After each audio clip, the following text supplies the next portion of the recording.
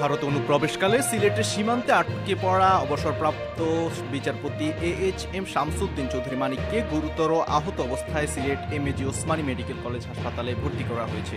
শনিবার সন্ধ্যায় সিলেট কেন্দ্রীয় কারাগার থেকে তাকে হাসপাতালে নেওয়া হয়।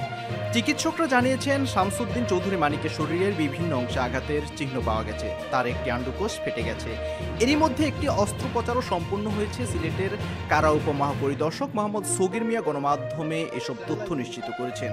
তিনি বলেন, বিচারপতি মানিককে প্রয়োজনীয় চিকিৎসা সেবা দিতে আদালত নির্দেশ দিয়েছেন। আদালত থেকে কারাগারে নিয়ে আসার পর প্রাথমিক স্বাস্থ্য পরীক্ষা করা হয়েছে। অবস্থা গুরুতর হওয়ায় তাকে চিকিৎসার জন্য হাসপাতালে পাঠানো হয়েছে। তিনি বলেন, মারধরের কারণে বিচারপতি মানিকের একটি আন্ডকোষ ফেটে গেছে এবং শরীর থেকে রক্তক্ষরণ হয়েছে। রাত 11টার দিকে তাকে হাসপাতালে ভর্তি করা হয়। অস্ত্রোপচারের পর তাকে নিবিড় পর্যবেক্ষণে রাখা হয়েছে। এর আগে শনিবার বিকেলে সিলেট জুডিশিয়াল ম্যাজিস্ট্রেট 1-এর আদালতের বিচারক আলমগীর হোসেন শামসুদ্দিন চৌধুরী মানিককে কারাগারে পাঠানোর নির্দেশ দেন।